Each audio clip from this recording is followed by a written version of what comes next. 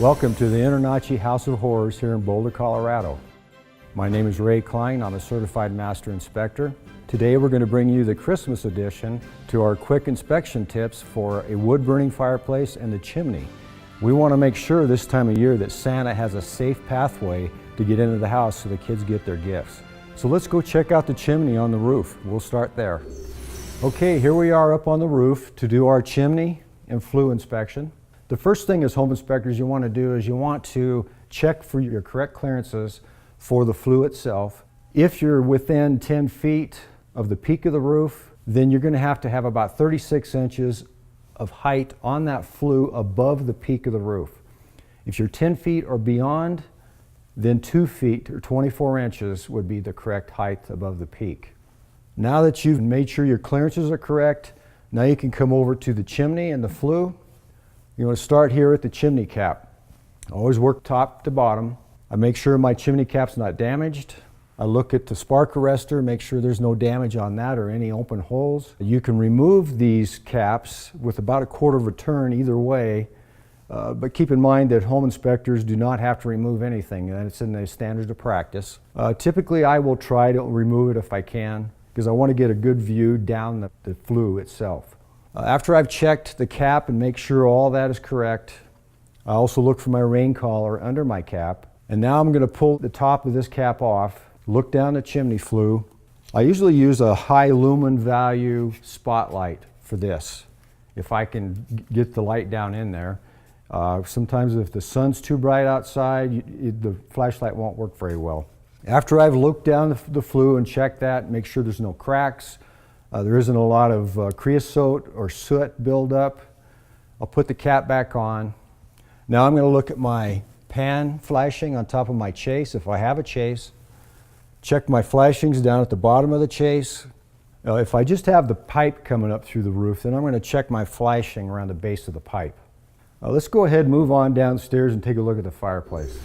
Okay, we're down here at the fireplace. The first thing I always want to do is get a tarp or a drop cloth and lay it in front of the fireplace before I get started. I could knock some soot loose or something and it could get down on the carpet or whatever the case is, the tile.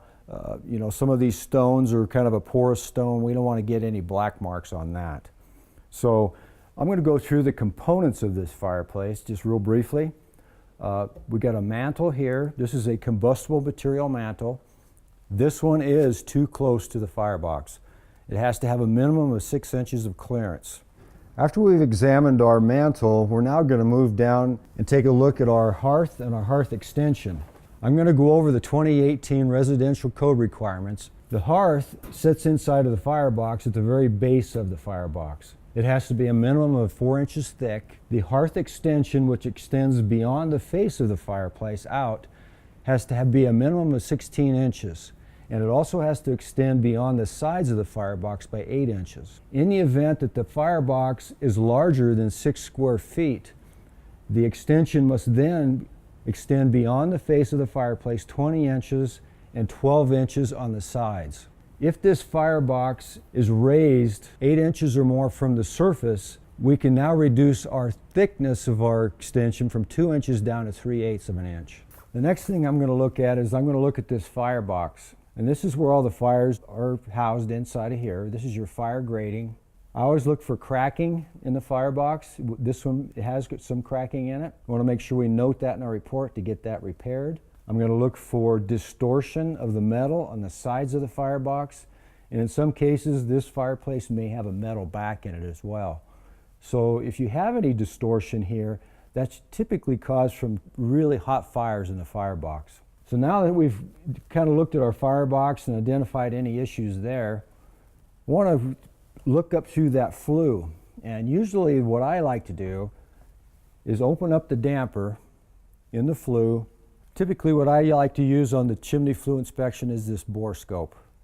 You know, I get this bent and get it up through past the damper so I can get a good look at the flue going up to the roof, see if I've got any creosote buildup, a lot of soot. If it's a tile flue, I want to look for separation in the joints, any cracking, any deterioration. This really makes it quite easy instead of trying to stick your head in there with a flashlight. If you have to do it with the flashlight, just be careful because you could get a lot of debris down in your face. My next step is I want to see if I've got a fireplace door here with glass, a spark arrestor screen behind that. I want to see that on any kind of a wood burning fireplace. That protects anything outside of the firebox from catching on fire. Especially if we have a very short non-combustible hearth here. Got a couple of maintenance tips for your homeowners or your home buyers on fireplaces. We want to make sure we get these cleaned annually by a registered or certified chimney sweep. Make sure you also tell them they should clean this firebox out free of ash once a week, depending on usage. That pretty much winds up our fireplace inspection tip. This is a wood burning fireplace. These inspection tips would also apply to freestanding wood burning stoves as well. That's your quick inspection tip of the day. We wish you Merry Christmas and a happy, successful New Year, and let's make this a safe journey for Santa Claus.